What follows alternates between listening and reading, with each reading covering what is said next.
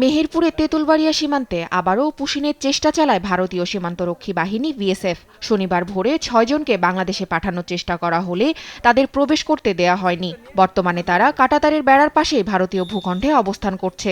BGB জানায়, এ ঘটনায় বিএসএফকে পতাকা বৈঠকে প্রস্তাব দেওয়া হয়েছে। বিভিন্ন জনসচেতনতামূলক মাইকিং করতেছি, তারপরে বিএসএফকে মাইকে অনুরোধ করতেছি যাতে অবৈধভাবে এইভাবে রাতে অন্ধকারে যাতে পুশিং না করে, এবং আমরা নিজেরাই অত্যন্ত সতর্কতার সাথে এবং কি সজাগ থেকে সারা রাত্রি আমরা প্রায় শূন্য লাইনে অবস্থান করে ডিউটি করি। পঞ্চগড়ের সদর উপজেলার বড়বাড়ি সীমান্তে শিশু ও নারীসহ ১০ জন ৩০ ঘন্টার বেশি সময় ধরে শূন্যরেখায় মানবেতর জীবনযাপন করছেন।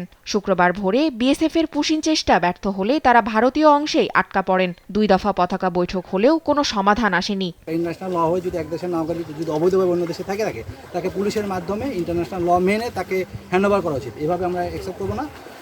তারা এটা বাংলাদেশি নাগরিকরা ফেরত দিতে রাজি না। আমরা আমাদের অবস্থান অনড়। নওগাঁ সাপাহার সীমান্তে শিশুসহ ১৭ জনকে পুশিনের চেষ্টা করে বিএসএফ, কিন্তু বিজিবির চেষ্টায় সেটা ব্যর্থ হয়। শুক্রবার দিনভর বিজিবি বিএসএফ এর পতাকা বৈঠক হলেও কোনো সমাধান হয়নি। শনিবার রাত ২টার দিকে তাদের আবারও ভারতের ভূখণ্ডে ফেরত নেওয়া হয়।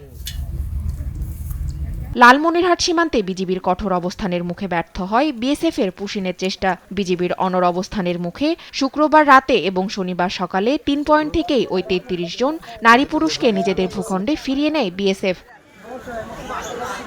চাঁপাইনবাবগঞ্জের গোমস্তাপুর সীমান্তে বিএসএফ এর ২৮ জনকে পুশিনের চেষ্টায় ব্যর্থ হয়। বুধবার গভীর রাতে সীমান্ত পিলার ২০৩/৬ আর সংলগ্ন এলাকা দিয়ে বিএসএফ তাদের ঠেলে পাঠানোর চেষ্টা করে। তবে বিজিবির শক্ত অবস্থান ও টহল দলের বাধায় তারা বাংলাদেশে প্রবেশ করতে পারেনি। ২ দিন তারা শূন্যরেখায় অবস্থান করার পর শেষ পর্যন্ত বিএসএফ তাদের ফিরিয়ে নেয়। তাসফিয়া ইসলাম, নিউজ ডেস্ক, দেশ টিভি।